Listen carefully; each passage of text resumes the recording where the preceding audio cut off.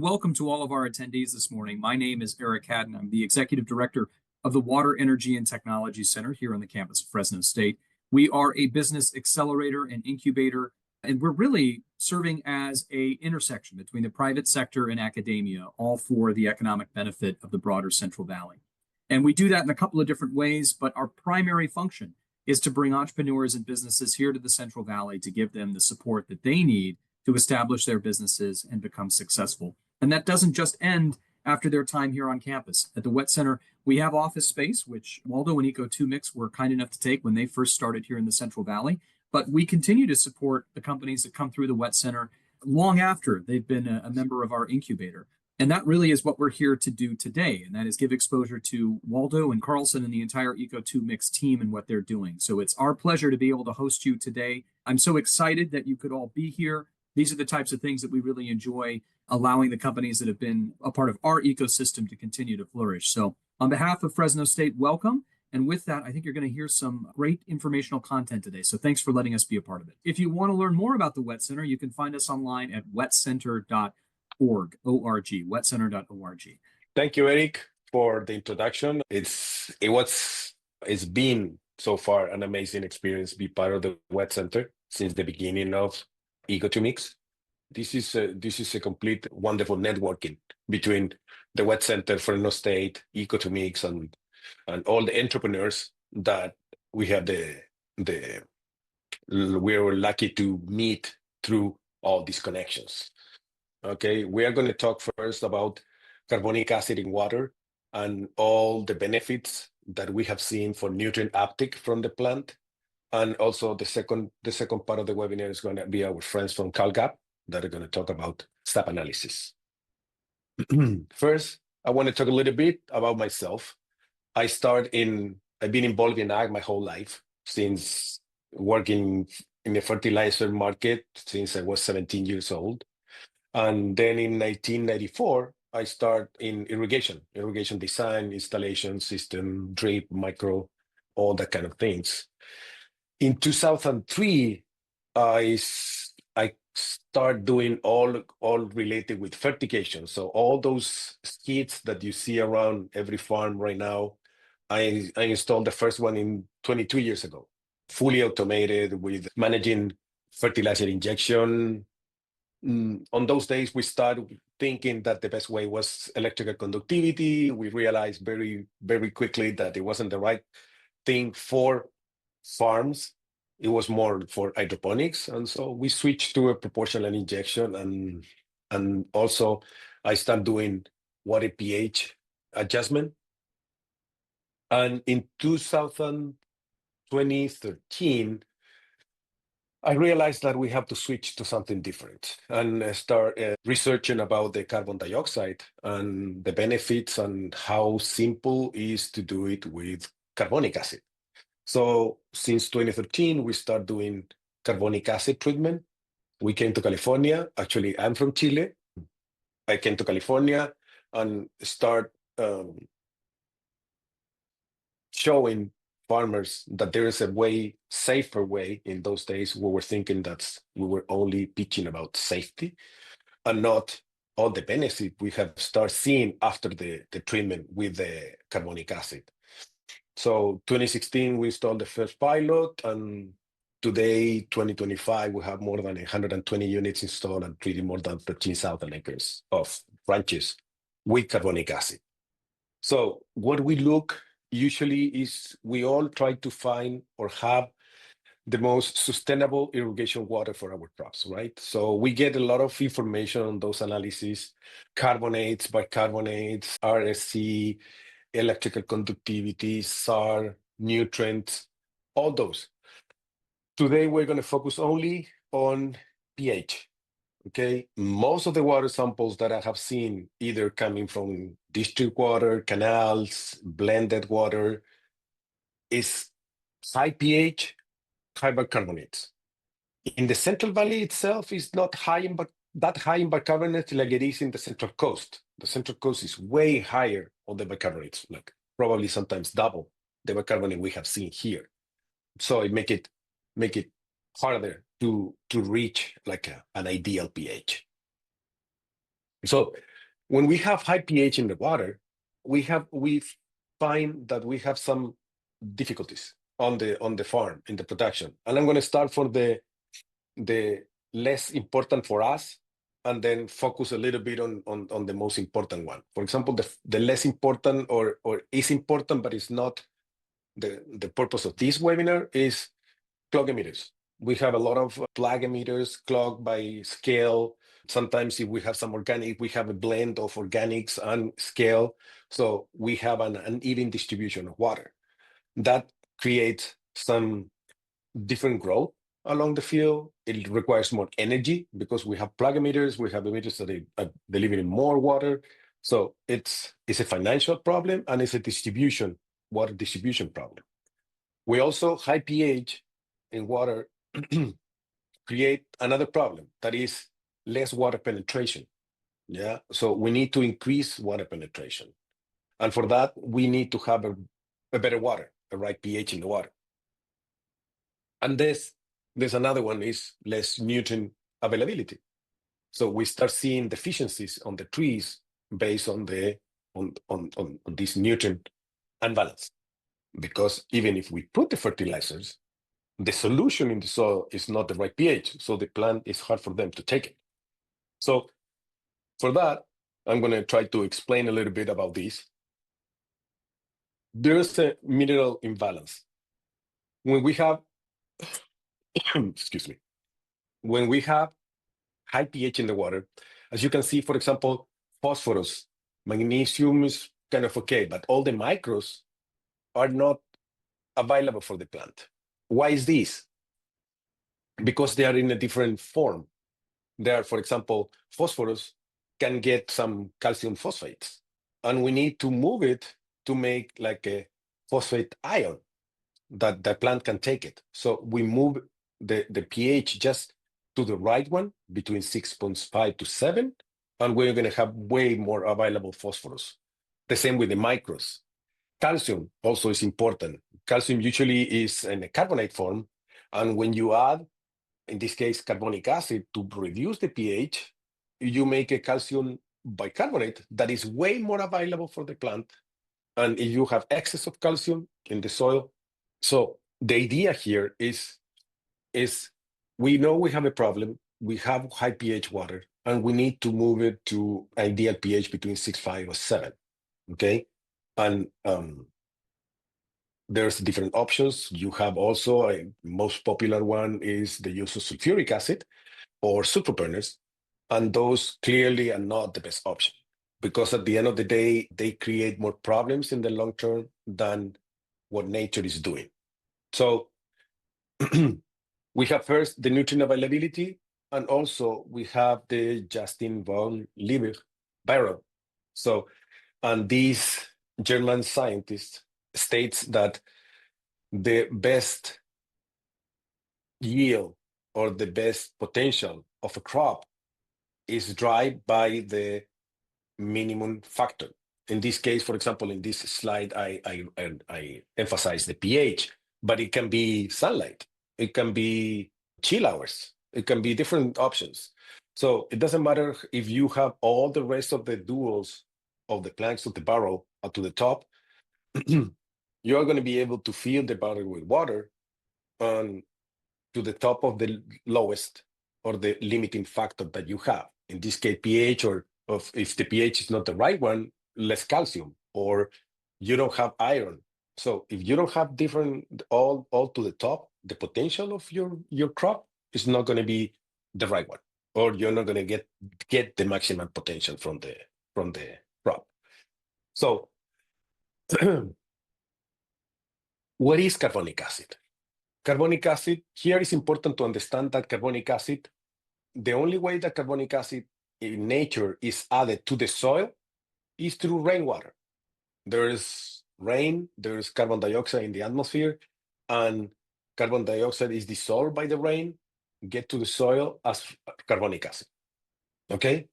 There are other sources of carbon dioxide in the soil, like respiration. Plant roots and soil microorganisms respirate, so they create carbon dioxide near the root zone. Organic matter decomposition, So all the microbes start breathing and creating, releasing carbon dioxide. And the other way is to introduce it through the irrigation water. Okay, using the carbonic acid through the irrigation water create a lot of benefits for the plant. Carbonic acid slowly dissolve all the minerals that are in the soil. Okay, unlock all the cations that are tied to the clay or even to the organic matter in the soil, and release those nitrogen. Phosphorus, for example, as I said before. Then we have micronutrients like iron, manganese, zinc, copper that become more available when the pH goes down than when you have a high pH. Okay. Also, calcium, magnesium, they are usually present as a carbonate form. If you add carbonic acid, you make a bicarbonate that is way more soluble and more available for the plant. And also, carbonic acid is a buffer solution for the soil.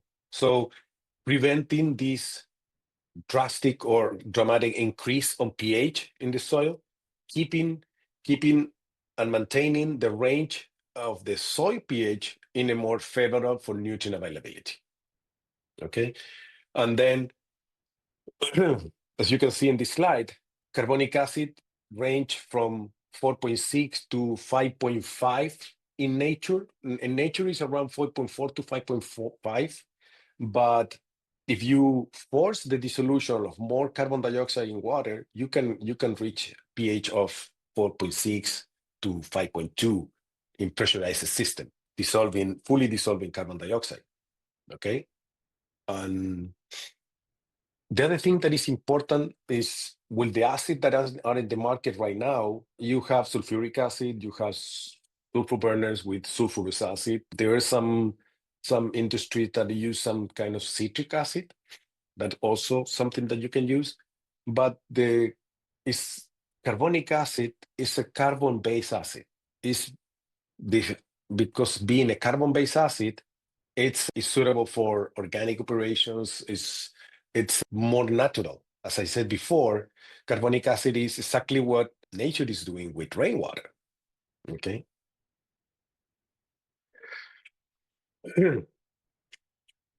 Another alternative or options on why carbonic acid seems to be more according to nature is that the root itself, they release carbon dioxide to the rhizosphere. So, and that blends and dissolves with the water that is near the root zone, making carbonic acid near the root zone. And that carbonic acid later, it exchange hydrogen protons for other cations that are in the soil, as I said, like copper, potassium, calcium. So this is something absolutely what nature is doing. Is part of all the ways that plants can take nutrients. This is one of them. And instead of the plant doing by itself all the time, releasing carbon dioxide, to make carbonic acid near the root zone, what we are doing when we add carbonic acid to the water, we increase that potential of exchange between the soil and the clay particles. Okay, they they dissolve and take all those tied up cation from the soil, and the plant make it in a more soluble form, and the plant can take it. I don't know. I think it's something that we have seen already, even during some soil samples that I'm going to show later. We have seen that there's more nutrients available after the use of carbonic acid than it were before, even if the farmer didn't apply any fertilizers on those with those elements or those nutrients. Okay.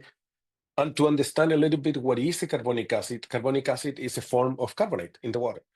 So it's only related with pH. When you have high pH in the water, you have carbonates.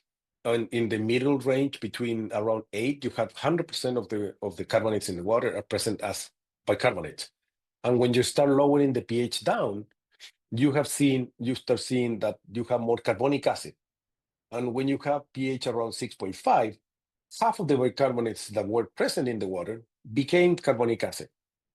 Okay, and because when you add carbonic acid, you increase the volume or the proportion of the carbonic acid in the water, the pH goes down, and it still have all the benefits of having an acid in the water with the right pH and knocking half of the bicarbonates that you have present in the water at that time.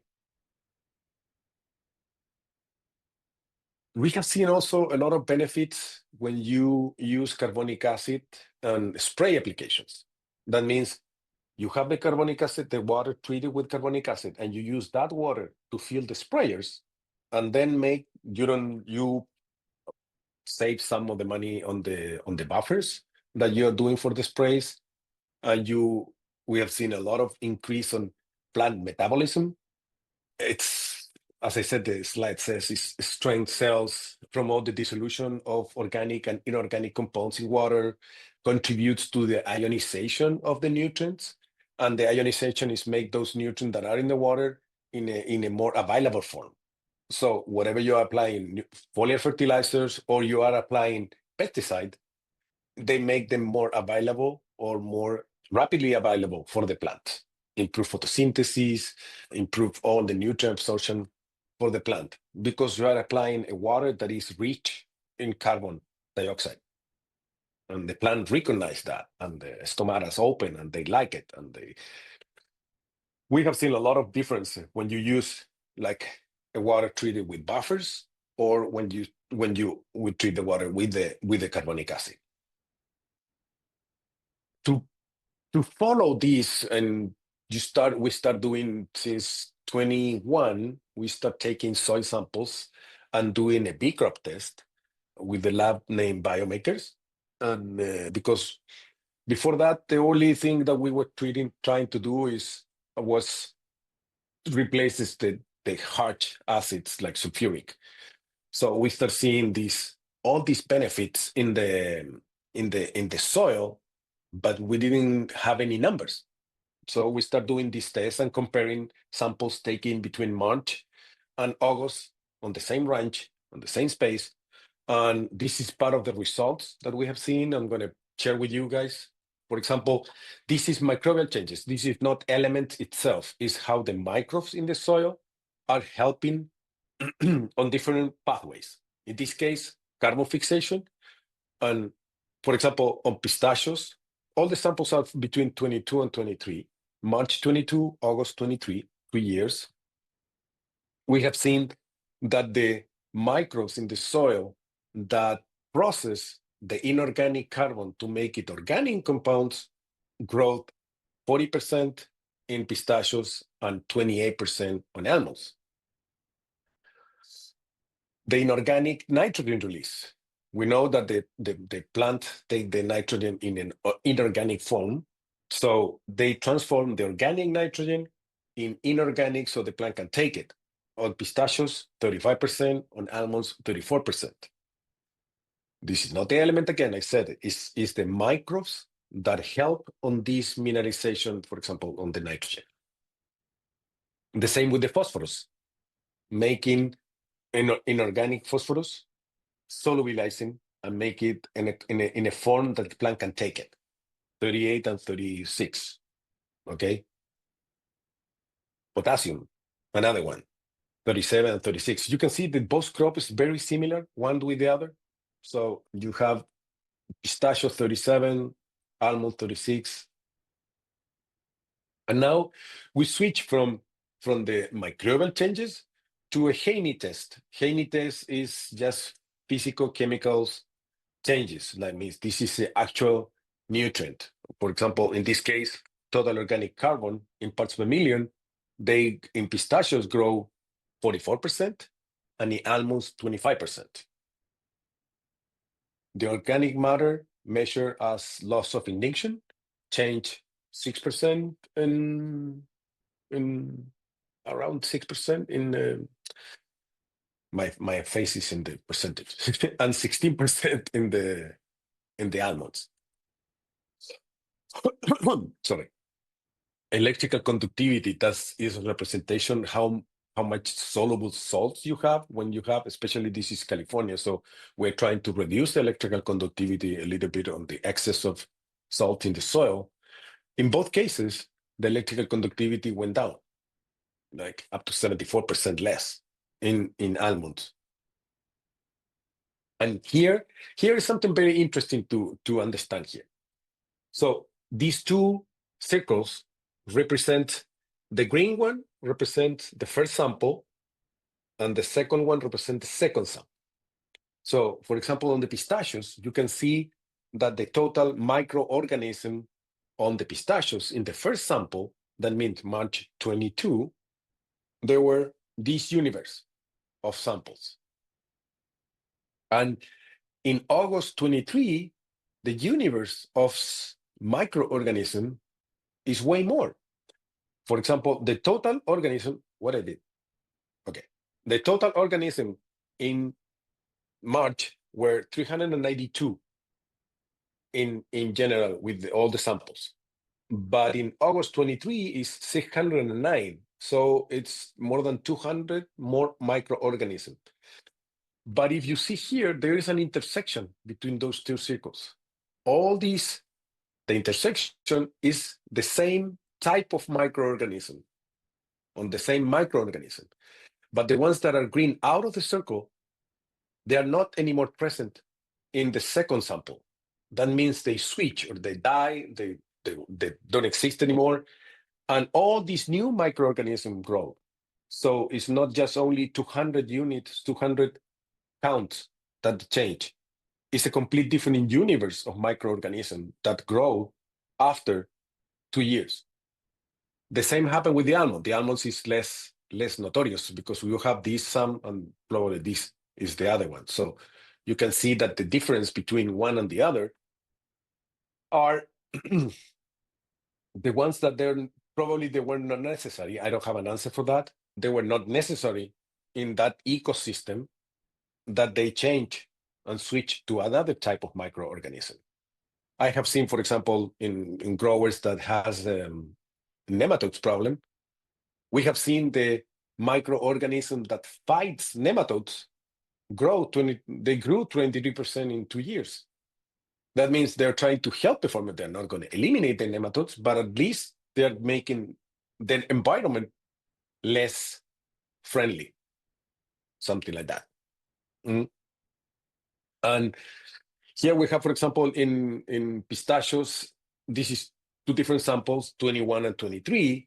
In the first sample, we have 392 organisms, and the one in September 23, we have 609. But you can see the different colors is what types of microorganisms are. The yellow are bacteria, the greens are fungus, and yeast. They show up a lot of yeast microorganism on 23 compared with the first sample. If you look at the size of the circles on the first sample, they were way more. And now you don't have those. You have completely different size, and you have way more small circles, and they're different. That's what I represented. The same happened with the almond. Instead of 673, and it's more than 1,000 now. Different microorganisms. All of these are more than beneficial microorganisms. And just to finish a little bit, the presentation is like everything that I have said is why carbonic acid is a sustainable water pH control method. So we have a lot of different options. So it's biosustainable. So it's exactly what nature is doing. No increase plant resistant. We have seen more resiliences in the soil and increase the microbial diversity that is going to help the plant to fight with different needs that it has. NPK cycle, not only NPK, also micros. So the microbiology in the soil help to make all these nutrients more available. And when you do it exactly what we're trying to do with nature, we all like rain during the winter. and we have this soil leaching and get a more healthy soil, this is the same. In every irrigation, when you apply carbonic acid in the water, you're doing exactly the same as that nature is doing. Improve carbon sequestration, because we have seen that it improves total organic carbon, and that carbon is coming not only for the carbon dioxide that it was applied, it's also more to this microbial activity that start accumulating more carbon. We have seen that even if you apply 300 or 400 pounds per year of carbon dioxide in the water per acre, you have 4,500 pounds of organic matter. So where is the difference came from? Not only for the carbon dioxide, it came from all these microbial activity improvement. Okay, it's safe. Carbonic acid is the same as rainwater, it's the same as club soda. So it's carbon dioxide in water, so it's no chemically it's completely safe. It's not going to happen anything to the user or the people at the ranch. Carbonic acid also proved to aggregate the soil, increasing water penetration, because take all that high calcium that it was keeping the soil together and aggregate it, improving water penetration, improving a glycoprotein that is present in the soil named glomalin, and that's a sorry, that's one of the other benefits. That is the fastest one. This is one that you can see, like after 2 months of using carbonic acid in the water, you start seeing more water penetration and less water standing after the irrigation cycle. And my last recommendation for everybody is don't forget to check the pH. The pH is important. Give it the importance that it needs. Check the pH at the drippers. Check the pH frequently. The water pH during the season changes. Any method that deal with pH that is not acting as reading the pH in the water to solve the problem is not really effective. When you have any acid pump that you calibrate at the beginning of the season, is going to be completely different setup at the end of the season or during the season. So that's what I have to say now. Thank you, and I'm open to questions. Thank you, Waldo. We've got a question about arbuscular mycorrhizal fungi, and she's curious why she didn't see any in the test. I believe that's because that's not in the bee crop test, but maybe you can talk about AMF and how we kind of know that carbonic acid affects that. The bee crop test, it does measure what type of mycorrhizas we have, or fungi and bacteria, and even give you the ratio of the fungi bacteria ratio. And we have seen, just to highlight that part, we have seen that at the beginning of the season, usually we have like a 1 to 300 to 400 up to 1,000 ratio between fungi and bacteria. And at the end of the season, that goes close to 1 to 100, close to 1 to 200. So it does increase the fungi in the soil. And if you saw in the previous slides here, you can see that it's way more fungi here than it was in the previous sample. If it is a mycorrhiza or is a arbuscular fungi, it depends on the treatment or the soil itself. We have seen complete different changes in between the samples. We have been taking samples for 4 years now. This is the 5th year. I don't know if that answered the question. I think we can email you also the data on the changes between the fungi bacteria ratio. But I guess the question is if there's specific species of the fungi in the bee crop test. They identify. Actually, I cannot do it now, but I can show you later. You enter. They have an app, like a platform, and you go there and you identify each of these circles that you see. If I touch it, it's going to tell me what species is, and in the results, you can go. It's very interactive, the platform. I tried to put it in a presentation, but it's extremely long to identify in a 20-minute presentation. But yeah, and I think that's it. If you reach out to the people from B-Crop, it's going to be very interesting, because they have a lot of experience in complete different all over the world, not only California. That is the experience we have. This is the result of samples that we voluntarily take on the ranches that we have been treating with carbonic acid for many years now. If I can ask something, Waldo, what is that difference? A lot of times people talk about wanting to control their soil pH, but you're talking about controlling the water pH. And soil pH is sometimes influenced by water, sometimes influenced by other things put into the water, even by nutrition applied in the water. So why should people not worry about their soil pH? Should they just worry about water pH? Should they worry about both? Like, some people put acid into the soil to change the soil pH. Like, how do all those things fit together with carbonic acid that comes in through the water? Being more than, I don't know, 21 years dealing with with pH itself since 2003, I have seen a lot of different approaches to deal with pH in the soil, and most of the time, farmers rely on very strong application of acid. Even I have seen people spraying acid in the soil just to change the pH in the soil.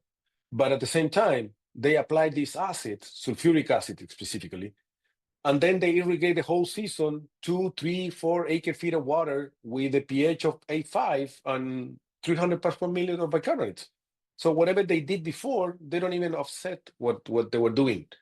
If you always irrigate with the right pH in the water, you're going to have the solution near the rhizosphere on the right pH, and it's going to make all these more easy for the plant to take the nutrients. And when you choose the right acid, in this case carbonic acid, that is way more natural than any others, you're going to see a complete total response and different response from the plant. The soil is important, the pH is important in the soil, but it's way more important to treat the water, because it's the more immediate reaction between the plant and the soil and the solution. That's why it's so popular now, the fertigation. So you apply fertilizer proportionally dosed what the plant needed and the season they needed, and also you apply with the right pH. You make all these investment that you're doing way more available, and you don't waste excess of fertilizers. You have readily available for the plant on the solution. Thanks, Waldo. I want to transition now to the second half. We talked about water and the soil and kind of the vehicle for applying nutrition. And now we're talking about what happens after that. After it goes into the plant, how do we know what's actually in the plant? SAP analysis is a very interesting way of measuring that. And I want to welcome Kris from CAL G.A.P. I think he's going to share a little bit about what CAL G.A.P. does. They do a lot of different things, from product testing, grant writing, sampling, analysis, consulting. They have a lot of experience with SAP analysis. So I want to pass it to him. Hey everybody, my name is Kris Tomlinson. I'm with CAL G.A.P. We are a services-based company that's been around since about 2005, so going on 20 years. And I'm going to talk about plant SAP analysis. Waldo did a good job of explaining the importance of nutrient availability through your water sources and how that translates even into some of the soil. And so what we're going to talk about is plant SAP analysis and how we can evaluate what's actually getting into the plant and how much the plant is being able to acquire, where those nutrients are being stored and how they're being stored, and ultimately what the plant is able to tell us about what it is wanting from a nutrient standpoint. So I'd like to thank the Wet Center for putting this on. ECO2MIX, Waldo, Carlson, thank you. So a little bit of background on CAL G.A.P. Like I mentioned, we started in 2005. Originally, it was a request of our grower base to help them with providing services that require some expertise in helping them when they're making their decisions on the farm. So sampling is one of the backbone areas that we commonly deal with. We do all different types of sampling, from soil, tissue, water, obviously plant sap analysis, which was what we're going to talk about today, and anything and everything in there. So, soil samples, as you think about chemistry, also any disease or biological testing, pathogens, different things like that. Our sample technicians are trained and able to collect all of that data. We are not an analysis-based company. We're a services-based company, like I mentioned. So we partner with commercial accredited labs to actually do the analytical work, and then we work with the growers on the back end to interpret and make the decisions on how they can implement the information that's coming back on those samples. Some of the other things that we are involved in, as you can see here on the slides, is grant writing. We have a grant writer on staff, and her team work through different funding methods to get growers some of the money that's out there for different projects. Carbon credits, we're working in that space right now, helping with coordinating the information, not only gathering, but also managing and making the decisions on some of the in-field cultural practices that come along with that. Product testing and field trials, we service as a third-party verification for some of the product efficacies and things like that, both for growers and manufacturers. We do obviously some agronomic consulting along with the sampling and some of the other processes, and the regulatory compliance. We've worked with many different agencies, either federally or state, that have certain permitting requirements for growers, all the way from some of the regulatory programs you've probably heard of irrigated lands and SGMA, to working with Fish and Game on different permits that they require of different growers. Kind of what I'm here to talk about today specifically is plant sap analysis. Most people have probably heard something about this if they're not already doing some type of work in this space. But in general, plant sap analysis is just another method that we can use to assess nutrients, the plant nutrient status. The difference between what we term plant sap analysis, or PSA, as we abbreviate it sometimes, is we are only looking at the bioactive components that are in the actual phloem or xylem of the plant itself. So it is not structural components. So anything, if you think about from a nutritional standpoint, that would be a structural component that we typically are not getting in the SAP analysis because of the way that they are processed. And so with that, we also pull what we call pairs. So a SAP analysis is not a single leaf age. It's actually two different ages of leaf. And as you can see kind of here in the picture, your typical dry matter leaf analysis that most people are familiar with is that most recent fully expanded leaf. In the SAP world, that correlates to what is termed the young leaf. And then typically there's a second leaf that's pulled in that pair, which is termed the old leaf. And that leaf is somewhere between 3 to 5 positions back from the young leaf, typically on the same growing point. So we're really trying to get an evaluation of both the current status of the nutrition, and then what is going on in that old leaf from a sap sample. And based on that, we can make some determinations, and we'll get into that a little bit later. So one of the things that is significantly different in the way that saps are pulled is the timing and the amount of sample that's required. So typically we're getting about 140 grams of each individual age leaf, both the young and the old. And those have to be collected before it gets too hot out. So that threshold is somewhere in the 85 to 90 degree range. And so as you can imagine, in the Central Valley, in the heat of the summer, that requires that these samples are pulled pretty early in the morning. Some days we actually are unable to pull them because we don't get it below the threshold. And so from a logistics standpoint, that's something that's really difficult and severely limits the ability to pull a large amount of samples in a single day. Our sample techs are typically getting started about 3:30, 4 o'clock in the morning, and they're pulling, up until they hit that threshold, depending on where they're at. So once the samples are collected, similar to a dry leaf matter sample, you want to keep them somewhat cool. You don't want them to be sitting on the dashboard of your truck. So we typically keeping them in a mobile refrigerated unit while they're in the field, and then obviously keep maintaining that temperature all the way through the process, all the way to the lab actually. And currently we have a relationship with 4 different labs that are actually analyzing the SAP analysis.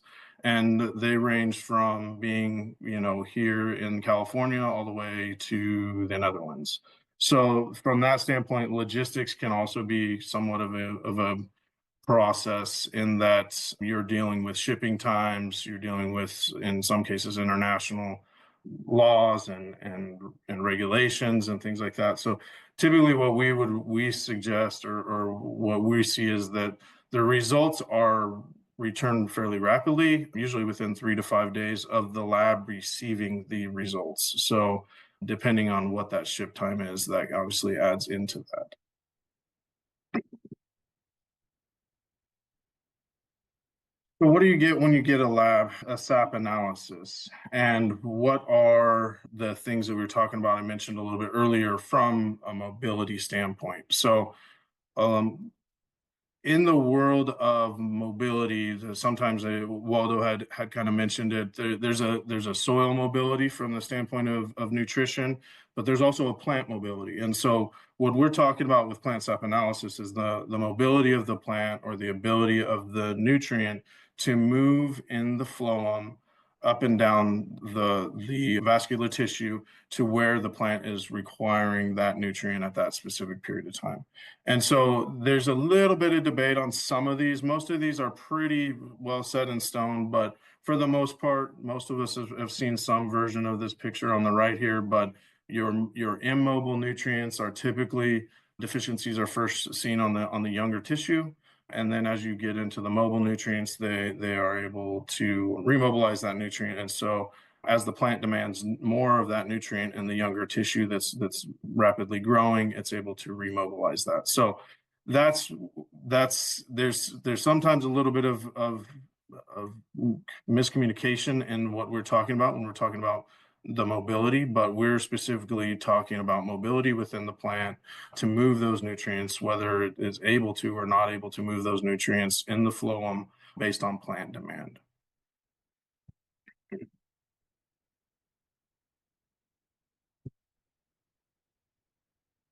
So anybody that's been involved in SAP is familiar with the picture here on the left. The bar graphs are what the lab usually sends back with the analysis of the different analytes.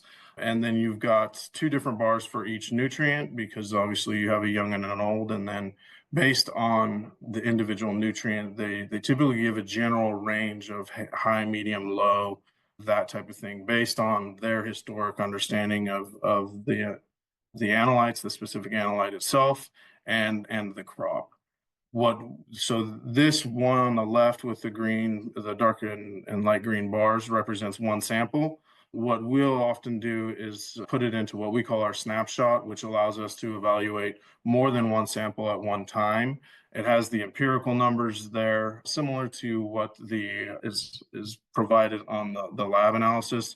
But then we take it and also provide a percentage difference between the old and the new, and that's really where we start getting into the plant mobility and the ability of the plant to utilize that nutrition where it's needed and when it's needed. So For instance, and here on this, on the snapshot side there, the blue headers on the different nutrients are what we would typically call a mobile nutrient, and the orange headers are what we would typically term an immobile nutrient. And I mentioned this a little bit before, back to this. So you have your mobile and your immobile, and there's actually degrees of mobility within the mobile and the immobile. It really starts getting into the nitty gritty there.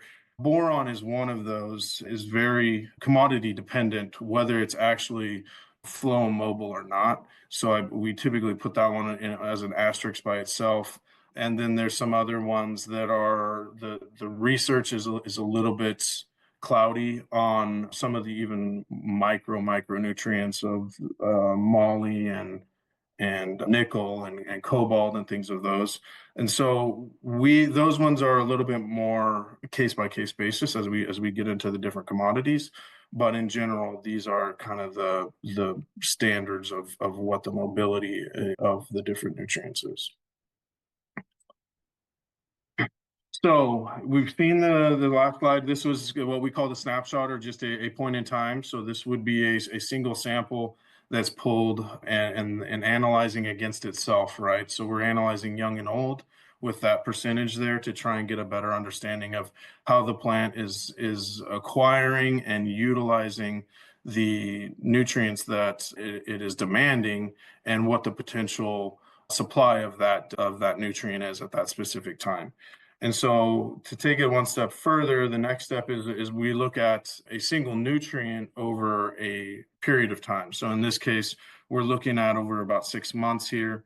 What we're seeing is that specifically this is nitrogen. And so as an example of kind of the power of SAP, is what we've done here is these are two blocks planted across the dirt road from each other. And what happened was these two blocks were on some experimental trellising types. And so with that comes a bunch of different variables that from an agronomic standpoint are a little bit touchy to deal with, just because you're dealing with densities and growing plants growing in an unnatural state.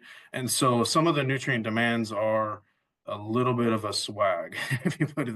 And so what we did here is we just took saps, and then these trees were planted. And then as soon as we were able to get enough leaf on them, we started pulling samples monthly.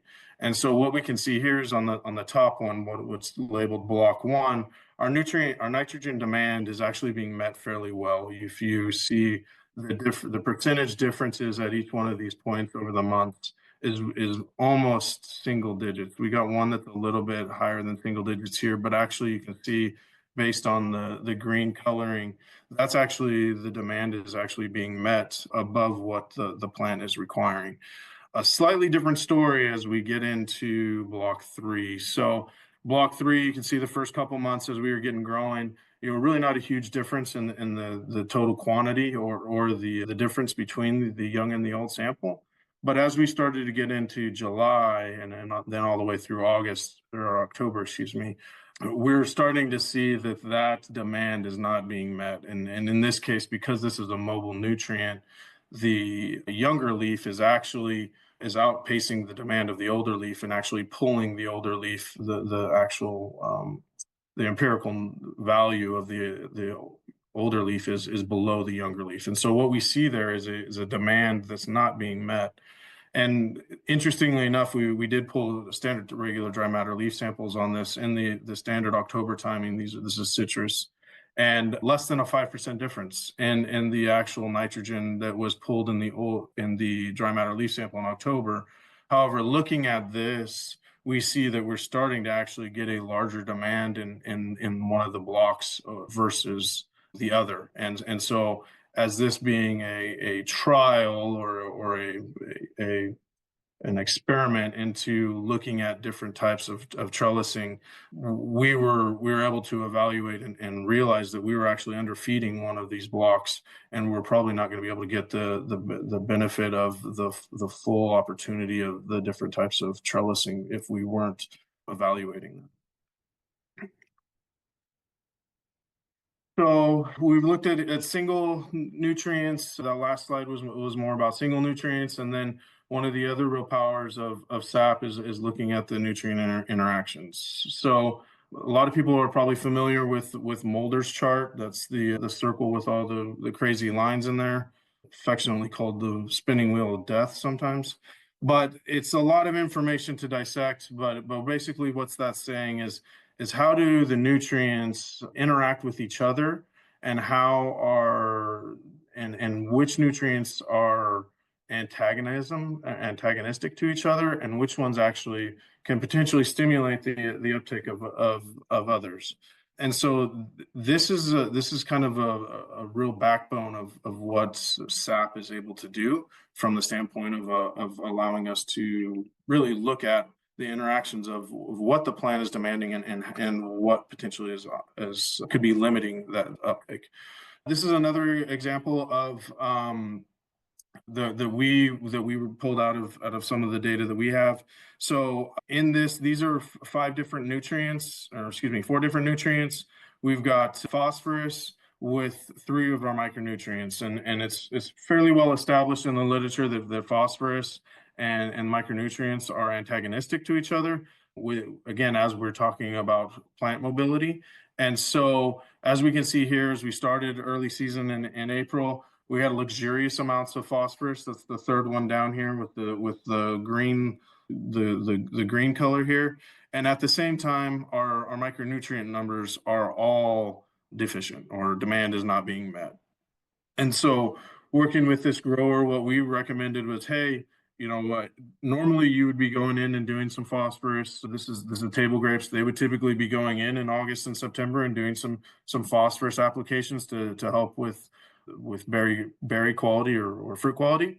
And what we recommended was, hey, why don't we take the money that was in the budget for that phosphorus, and let's actually add some micronutrients, because our micronutrients are being negatively impacted by our phosphorus, and we really don't need any more phosphorus because we're way above the demand of the plant. And so by doing that, we were able to bring these micronutrient levels up as we got into August and September, more into the demand period or the demand range of what the plant was actually looking for. Okay, advantages of PSA. We went over some of this a little bit. Early nutrient detection. We often can say that at a minimum, we can pick up with SAPs, we can pick up deficiencies at least 10 to 14 days prior to visually being able to see it. And actually, that's a lot of times a lot longer runway.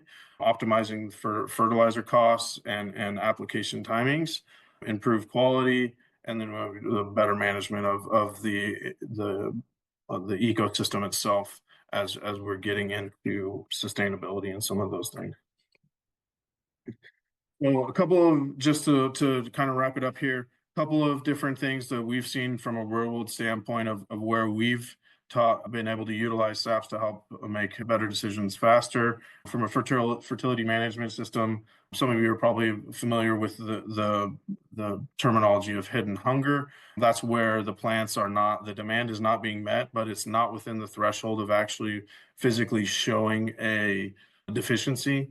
That can be as much as 20 to 25% sometimes. And so you think that the plant is getting enough nutrition, but it's actually deficient. It's just not physically showing that deficiency yet.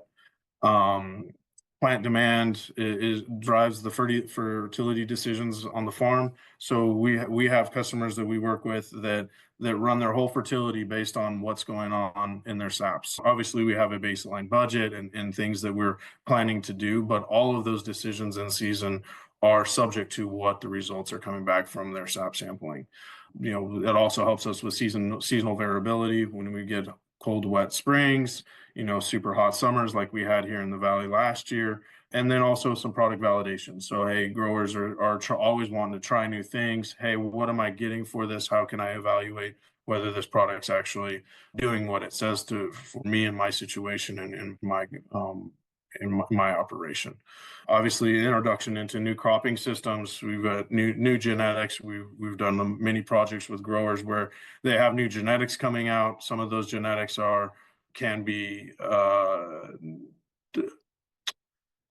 having a wild card or an unknown in them, and how they're going to be, what their nutritional status is necessary. That falls right into cyan and rootstock combinations, planting densities. I kind of mentioned something about that before, and cultural practices. As we are getting guys that are doing different cultural practices based on some of the regulatory requirements, some of the demands from management. Hey, we've got to do things a little bit differently. How can we make sure that we're addressing the nutrient demands of the plant while introducing some of these new practices? And then from a regulatory and a reporting standpoint, we've got a fair amount of customers that have off-farm ownership, is what we call it, and so a requirement to validate the expenses that you're incurring. And so this allows us to go to that management or that ownership and say, hey, these are the reasons we're making these decisions, and this is why. Obviously, from a nitrogen management plan, any of the regulatory stuff, and sustainability. I've used that word loosely because there's a lot of different people that are using but in that general realm of, hey, being good stewardships of the land, being good stewardships of the resources that we have, and providing that. I'm running over time, so I'm going to skip those graphs there, and then just kind of a shameless plug for CAL G.A.P, but in a general broader stance, it's important, I think, to make sure that you're engaging with experts and working with people that have the grower's best interest in mind. We mentioned our sample handbook.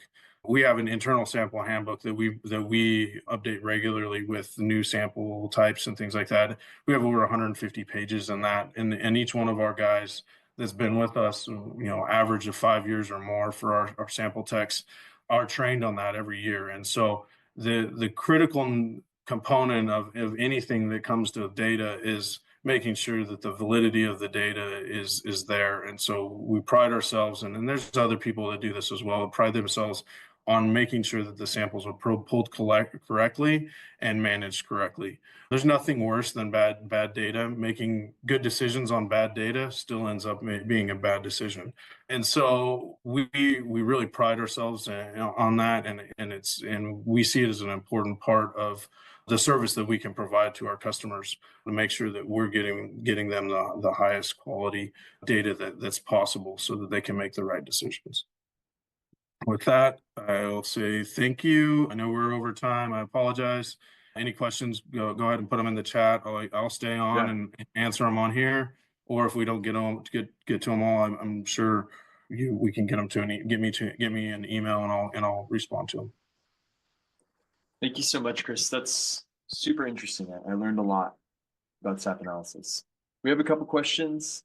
So what lab you work with, and then with those 4 different labs, how do you pick which lab the sample ends up going to? Yeah, so we work with 4 labs. Like I mentioned, there's one lab in California that we're working with, a lab that we're working with in Oregon, Michigan, and then there's a lab in the Netherlands that we work with. And so what we often tell growers is every lab is a little bit different in the way that they process and they report the results. We're agnostic from that standpoint. We'll deliver them to wherever the grower wants. So we typically will look at the individual labs and the analytes that they offer. Some of them do offer different types of analytes, and kind of get an idea of what makes the most sense for the grower. And then once a grower has started utilizing a lab, we typically like to try and keep them at that lab, just because some of those variabilities in the way that the samples are processed do come back with different numbers. And so as we're looking at a historical or a timeline of the different nutrients, we just want that consistency to be there, and making sure that the procedures within the lab are not affecting the way that the samples are coming back. Those samples are typically fairly consistent. We actually do some blind testing or double samples to send them off to different labs just to get a feel for, hey, X lab may report potassium a little bit higher, but it's consistently higher. or hey, why this other lab over here, typically gets a little bit lower nitrogen number. Okay, that's fine as long as we understand that what we're doing. And a lot of that comes into the way that we're managing the data on the back end, because what I didn't get to show on one of the last slides there is some of the historical stuff that we're utilizing to help us make better decisions.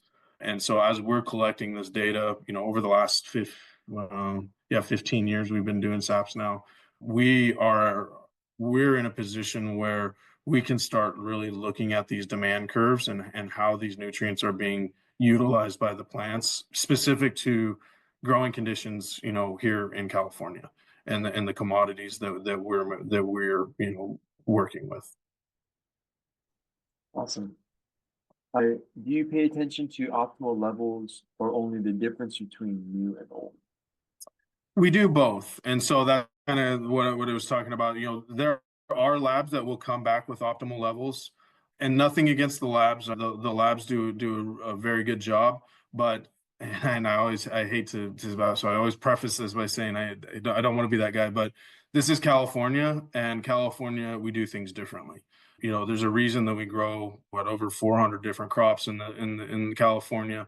And an almond sample from Australia is different than an almond sample here, or a citrus sample from Morocco or Brazil is different than a citrus sample here. And so we do keep an eye on those optimum ranges, and that's part of what we're doing is looking at our data set, and we're starting to actually implement our own. We're not calling them optimum ranges because that denotes something that it's definitely not, but what we're calling them is kind of our standard ranges that we see or would expect for commodities and samples pulled here, because we do see some significant differences between the ranges that we see and the optimum levels that the labs purport sometimes, and it's not always, but there is some differences. And so we take that into account, but we also very heavily look at the demand curves that we're building based on the data that we have and the comparison of the samples themselves.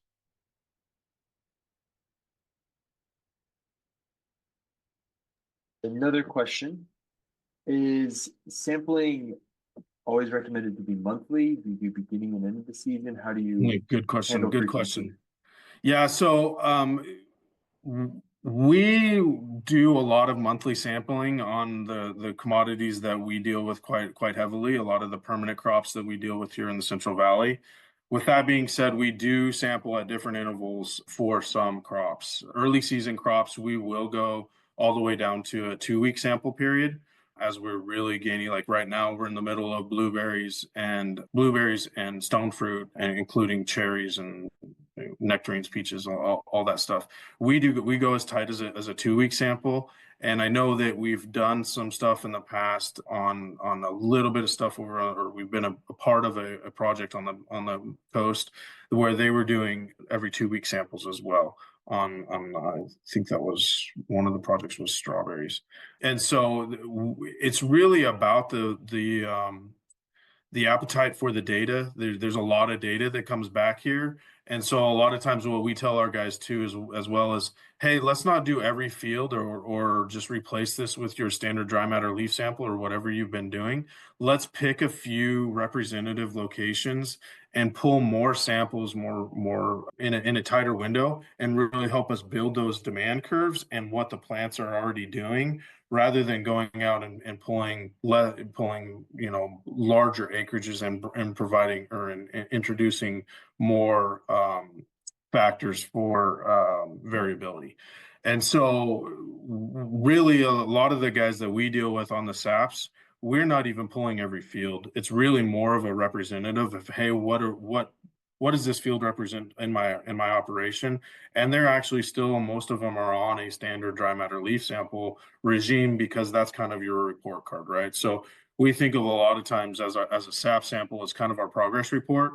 like we're getting our progress reports through periodically throughout the growing season, and then we get our report card at the end of the year with our dry matter leaf sample. It allows us to delineate between the two of, hey, what was our nutrient status at different times of the year?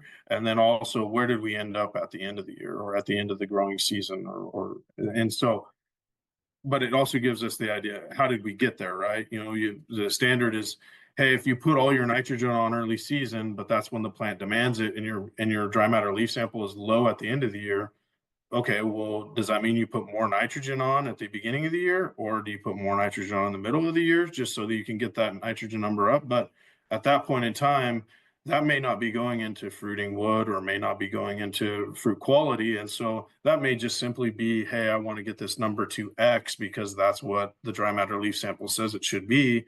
But at the same time, I've doubled my pruning bill, or I've started shading out fruiting positions for the future. And so those are the kind of the things that we use both, and everything's a tool, right? It's I like to say we don't have hammers, because if you have hammers, everything looks like a nail. We like to have, you know, wrenches and screwdrivers and the whole tool belt, because not every tool is going to fit the situation. Do you take sap analysis on annuals or only on perennials and trees? We do. We are heavily based on perennials, us personally, but we do some work on annuals. It's not the biggest part of our portfolio, but we do some on annuals, and annuals can be a real valuable. SAP can be real valuable in annuals because things are moving so fast a lot of times in those. So, you know, I would encourage, again, you know, anybody to get involved with SAP, and not saying you need to use us, but there's plenty of other people out there doing SAP. You know, use it and use it as an exploration into some of the things that, you know, you may be able to look at your operation and get a better understanding of some of the things that are going on. And what area do you serve with CAL G.A.P? What's your range? We're based out of the Central Valley. Tulare, California is our home base, but we run all the way down to Coachella, all the way up to the Sac Valley and over to the coast as needed. We do have kind of standing work over there on kind of a monthly basis, so that we try and group some of those areas that are outside of our standard home territory, so that we're getting as much done at one time. So we're not opposed, and we have experience going outside of just the San Joaquin Valley, but that definitely is kind of our home base. Awesome. Just a couple seconds for any other questions or comments. I have a comment, if I may, talking about the previous question you answered regarding the labs. One of the things that it was important for us was being consistent on the data. So we only been using for our soil sampling since 21 until today the same lab and the same analysis, like B crop and Haney, always the same. So I made the mistake sometimes to send second sample to different labs to check, especially in the nutrition side, the fertility analysis, and the results were so different that there is no way to compare one with the other. So I have history and data for more than 4 years now with the same lab and the same analysis. So I can compare one with the other. What is the changes? Because if I start jumping around different labs because I don't like what you do, say what here or there, it's impossible to compare. For me, in my case, soy samples. So I want to add that to the presentation. So it's important to be consistent. When you find what you're looking for, stay and keep doing exactly the same, because as you said, one lab is going to give you different levels of potassium, or it's the same sample and it's the same material, but that means the machine or the whatever is calibrated differently. The people that is doing the samples read different the results. So I prefer to have one that I can compare one with the other. It doesn't matter if it's the correct one or not, but I'm having always the same methodology. Even for each ranch, we know exactly what plant and what row and what plant we took all the soil samples, and it's been always the same since 21. That was it, like what I want to add to a little bit this one. Thanks. Any final thoughts from you, Kris? No, thank you for the opportunity. Thanks to the Wet Center and thanks Waldo and Carlson for putting this on.